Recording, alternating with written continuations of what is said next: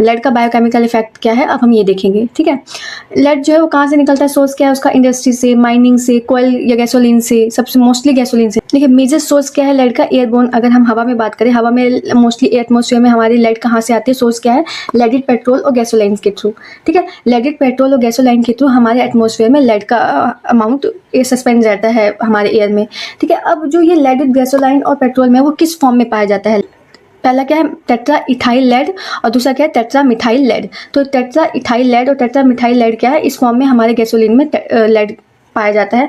अब उनको लेड हमारे उसमें एक्युमुलेट ना हो तो उनको प्रिवेंट करने के लिए क्या ऐड किया जाता है, कौन से स्कैवेंजर्स ऐड किए जाते हैं, 1,2-डाइक्लोरोइथेन या 1,2-ब्रोमोइथेन, इन दोनों को ऐड किया जाता है जिससे कि हमारे इंजन में लेड का अमाउंट एक्युमुलेट ना हो, ठीक है। लेड को रिमूव करने के लिए दो प्रोसेस है, वेट एंड ड्राई डिपोजिशन। हमारे एटमॉस्फेयर में लेड जो है वो सस्पेंडेड फॉर्म में रहता है, तो सस्पेंडेड फॉर्म से उसको डिपोजिट करने के लिए दो कौन से वो है, ड्राई और वेट डिपोजिशन।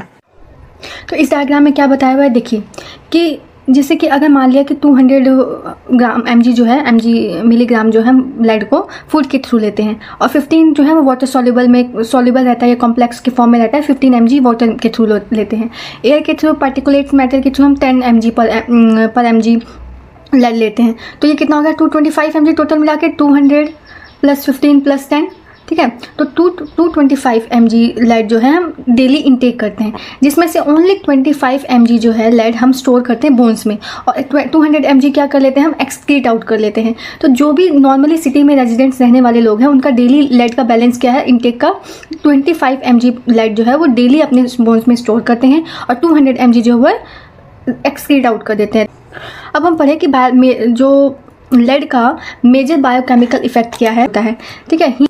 तो जो प्रोटीन में हीम सिंथेसिस होता है उसमें इंटरफेयर करता है लेड, जिससे कि हीमाटोलॉजिकल डैमेज होता है। लेड जो है उसके साथ एंजाइम्स की एक्टिविटी को इनहिबिट करता है, जिससे कि ओवरऑल जो हीम की सिंथेसिस है वो स्टॉप हो जाती है, वो रुक जाती है, ठीक है। एंजाइम्स के साथ अगर वो जो एंजाइम्स हीम की सिंथेसिस करते हैं अगर उन एंजाइम्स के साथ लेड अटैच हो जाएगा तो वो क्या करेगा, उन एंजाइम्स की उनके काम को इनहिबिट कर देगा, रोक देगा। काम रुकेगा तो हीम की सिंथेसिस नहीं होगी, जिससे क्या होगा, मेटाबॉलिक इंटरमीडिएट्स एक्युमुलेट होगा, ठीक है।